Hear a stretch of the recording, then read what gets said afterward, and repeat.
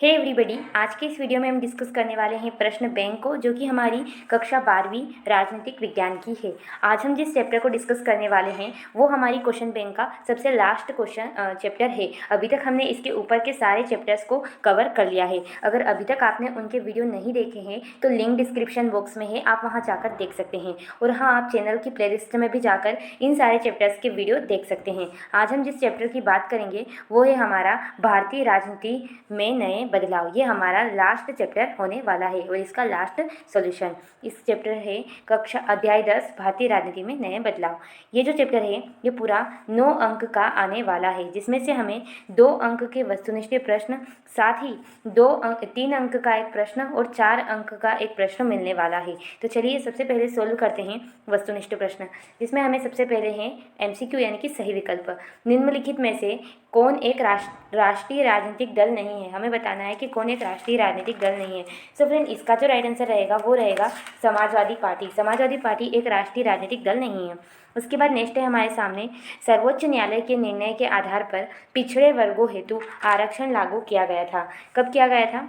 30 अप्रैल 1981, 25 सितंबर 1991, 16 नवंबर 1992 या 8 सितंबर 1993।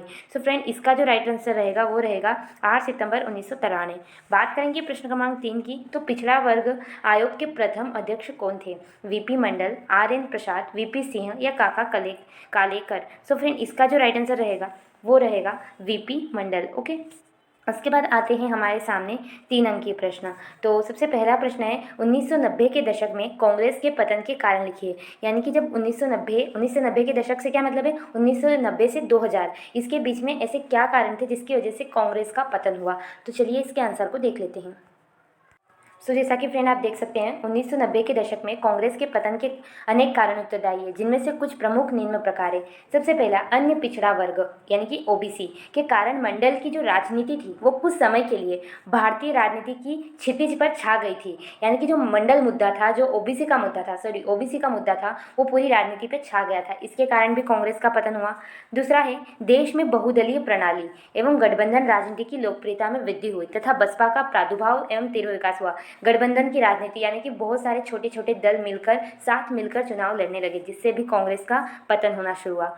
उसके बाद तीसरा कारण है, कुछ राजनीतिक दल सांप्रदायिकता की राजनीति करने में सफल हुए। यानी कुछ छोटे छोटे दल जो कि कांग्रेस के खिलाफ थे वो सांप्रदायिकता की राजनीति करने में सक्सेस हो गए, जिससे लोगों के बीच में कांग्रेस की जो छवि है वो थोड़ी सी बिगड़ गई। उसके बाद प्रश्न चौथा जो कांग्रेस के पतन का कारण है वो है 1971 के बाद देश में बड़ी संख्या में बांग्लादेशियों की घुसपैठ, वोट बैंक की राजनीति की वजह से उनकी वापसी में टालने की राजनीति ने भी कांग्रेस को क्या किया? नुकसान पहुंचाया। उसके साथ साथ 1984 में सिख दंगे, उससे पूर्व स्वर्ण मंदिर जो कि अमृतसर में है, सैन्य बलों का प्रवेश अर्थात ऑपरेशन ब्लू स्टार ने भी कांग्रेस के पतन में अहम भूमिका का निर्वहन किया। तो इस प्रकार से ये सारे जो कारण रहे हैं, तो आप इनका स्क्रीनशॉट ले लीजिए। सबसे पहले आप यहाँ से यहाँ तक का स्क्रीनशॉट ले लीजिए, उसके बाद एंड में इसका। चलिए अपने नेक्स्ट क्वेश्चन की तरफ आगे बढ़ते हैं। सो फ्रेंड, अब हमारे सामने नेक्स्ट क्वेश्चन है प्रश्न क्रमांक 5, मंडल आयोग की 3 सिफारिशों का वर्णन कीजिए। तो चलिए देख लेते हैं मंडल आयोग की 3 सिफारिशें। सो गाइस, जैसा कि आप स्क्रीन पर देख सकते हैं, मंडल आयोग की निम्नलिखित सिफारिशें थी। पहली, पिछड़े वर्ग यानी कि OBC को आयोग ने 27% स्थान आरक्षित करने के लिए सिफारिश दी, यानी कि OBC को 27% आरक्षण दिया जाना चाहिए। पहली सिफारिश तो ये की। सेकेंड क्या कहा?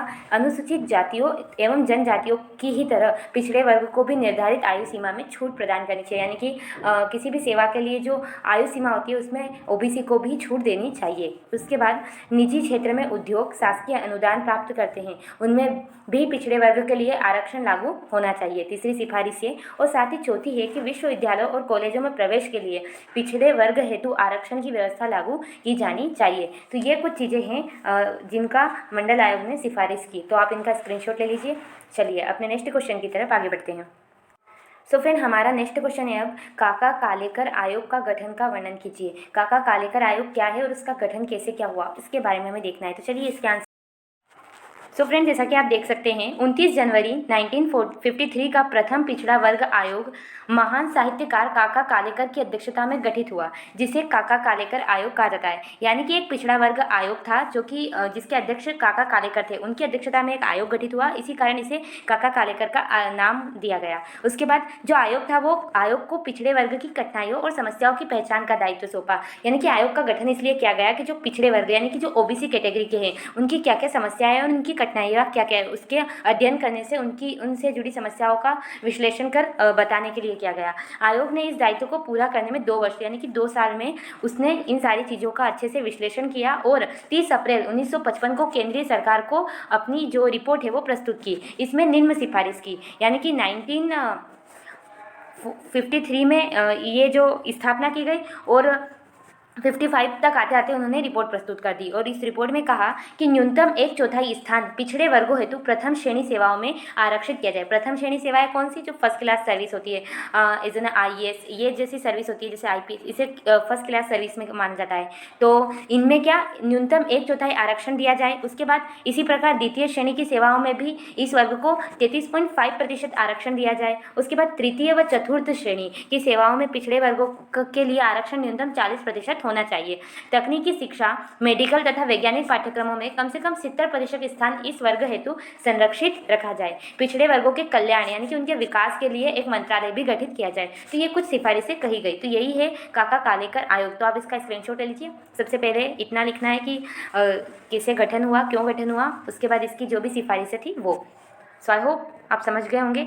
चलिए अपने नेक्स्ट क्वेश्चन की तरफ आगे बढ़ते हैं। सो फ्रेंड, जैसा कि आप देख सकते हैं अब हमारे सामने नेक्स्ट क्वेश्चन है, मंडल आयोग का गठन का वर्णन कीजिए। तो मंडल आयोग का गठन क्यों हुआ, कैसे हुआ, ये हमें बताना है। तो चलिए इसके आंसर को भी वॉच करते हैं।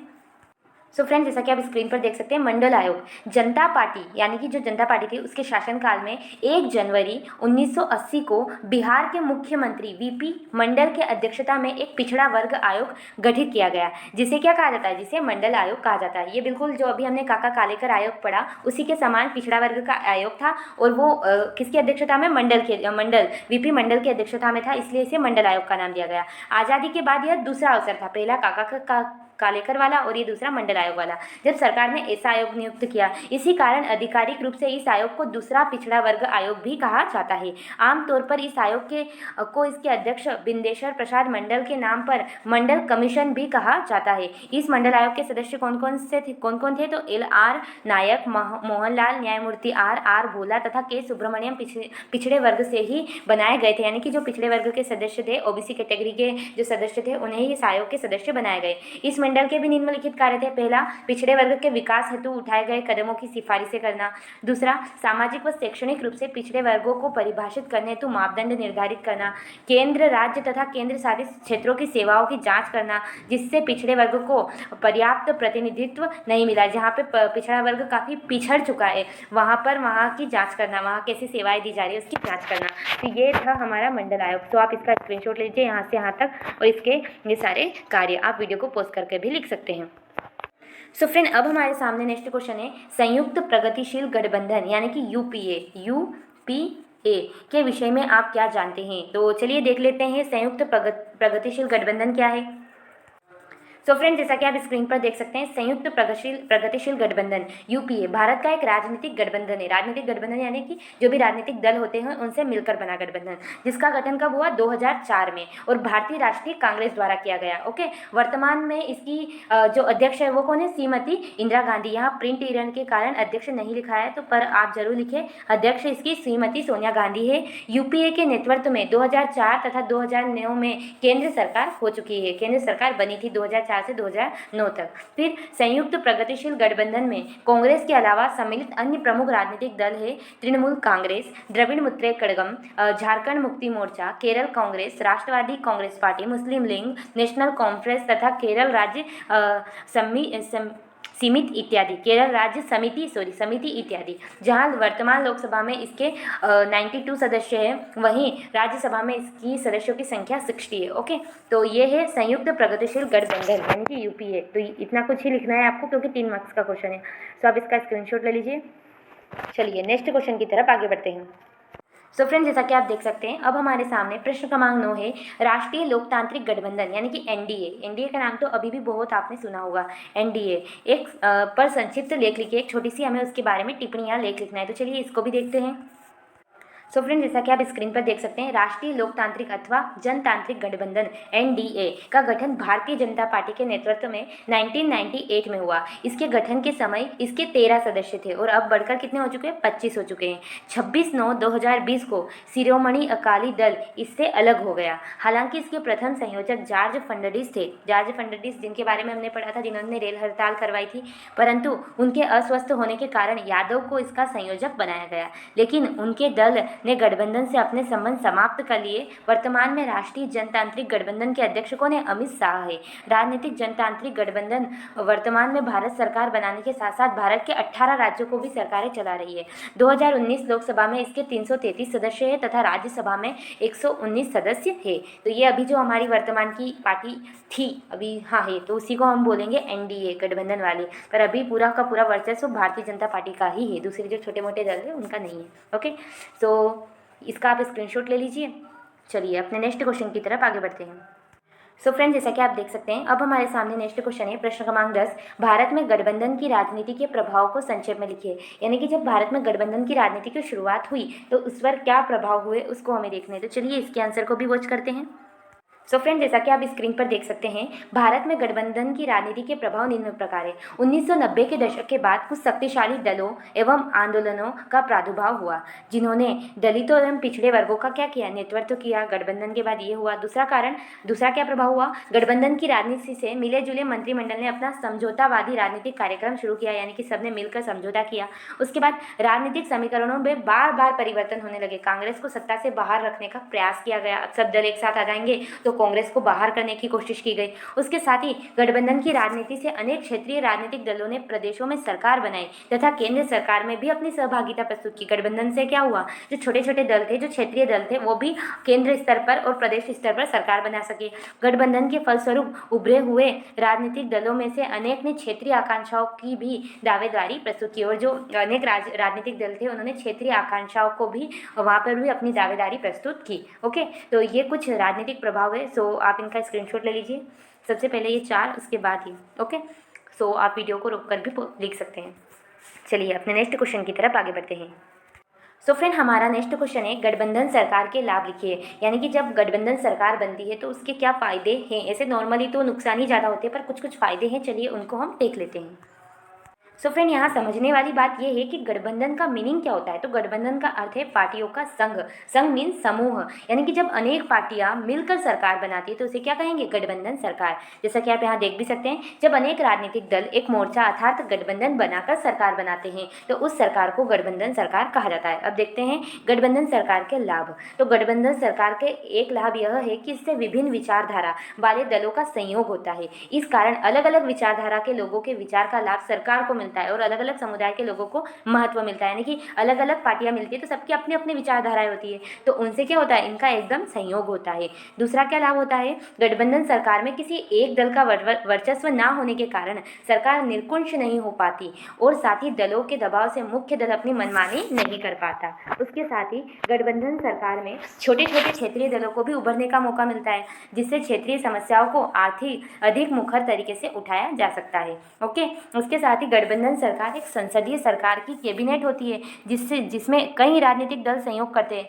जिससे गठबंधन के भीतर किसी एक दल का प्रभुत्व कम रहता है, यानी कि सभी दल मिलकर कार्य करते हैं, जो कि देश के लिए फायदेमंद हो सकता है। तो ये कुछ गठबंधन सरकार के लाभ है। तो सबसे पहले आपको कुछ इस तरीके से लिखना है कि गठबंधन का मीनिंग क्या है, उसके बाद यहाँ से लिखना है गठबंधन सरकार के लाभ। तो आप इसका स्क्रीनशॉट ले लीजिए। आई होप आपने स्क्रीनशॉट ले लिया होगा। चलिए अपने क्वेश्चन बैंक की तरफ आगे बढ़ते हैं। सो फ्रेंड्स, जैसा कि आप देख सकते हैं, हमने हमारे सारे राजनीतिक विज्ञान के जो क्वेश्चन आंसर थे उनको अच्छे से कंप्लीट कर लिया है, यानी कि हमारी पूरी की पूरी पॉलिटिकल साइंस की क्वेश्चन बैंक कंप्लीट हो चुकी है।